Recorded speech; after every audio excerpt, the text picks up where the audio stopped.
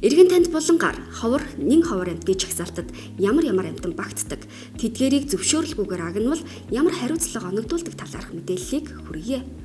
Улсын хамгаалалтын газар нутагт зөвшөөрлгүйгээр амьтан агнах, барих, мөн ховор нэн ховор амьтны чагсаалтад багтсан амьтныг зөвшөөрлгүйгээр агнахыг хоригддог. Амьтны тухай хуульд зааснаар ховор амьтан гэж тархац нутагта тоо толгой цөөрсөн, нөөц багтай, устж болзошгүй амьтныг хэлнэ. Нэн ховор амьтан гэж тархац нутагта бүгэлдээ эсвэл ихэнх хэсэгт тоо толгой нь эрс цөөрсөн амьтныг хэлнэ.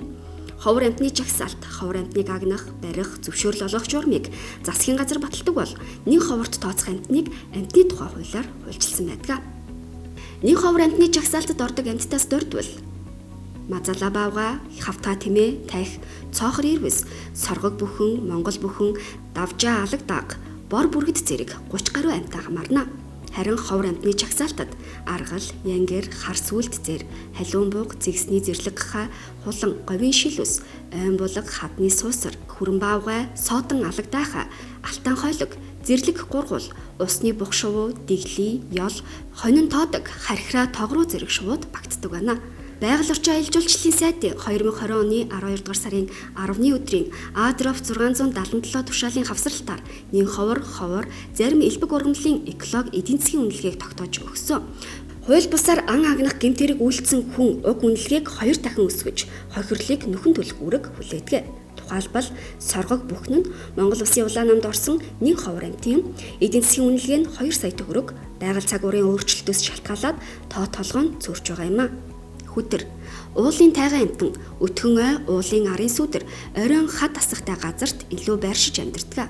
Эдийн засгийн үнэлгээ нь эмэгчний нь 3.5 сая, эрэгчний нь 3 сая төгрөг байдаг. Цаа буг хордол сардгийн дархан цацд газар улаан тайг болон хөвсгөл нуурын байгалийн зохицолборт газруудыг хамарсан байдаг. Хууль бус агнуурт ихээхэн өртөж, мөн чононд нэлээд бариулж байгаагийн улмаас устдах аюулд ороод байна. Ан амьтны экологи эдийн засгийн үнэлгээгээр цаа бугын эм нь 6 сая 95 сая төгрөгийн үнэлгээтэй байдаг. Эрүүгийн хууль 24-ийн 5 дугаар зүйл хууль бусаар ан агнах.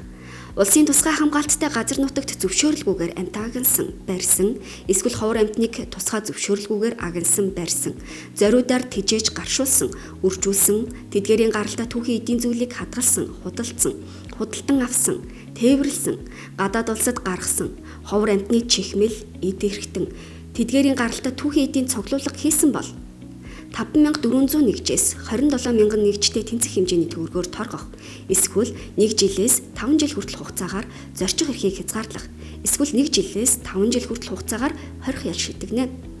Нэн ховор амьтныг тусгай зөвшөөрлгүй агнсан, барьсан, зориудаар гаршуулан тэжээсэн, амьдрах орчныг алдагдуулсан, тэдгээрийн түүхийн эдийг бэлтгэсэн, тээвэрлсэн, хадгалсан, худалдсан, худалдаа авсан, гадаад улсад гаргасан, нэн ховор амьтны чихмэл, түүхийн эд эрхтэн, тэдгээрийн гаралтай түүхийн эдийн цуглуулга хийсэн бол 100000 нэгжээс 40000 нэгжтэй тэнцэх хэмжээний төгрөгөөр торгох, эсвэл 2 жилээс 8 жил хүртэл хугацаагаар хорих ял шийдэгнэ.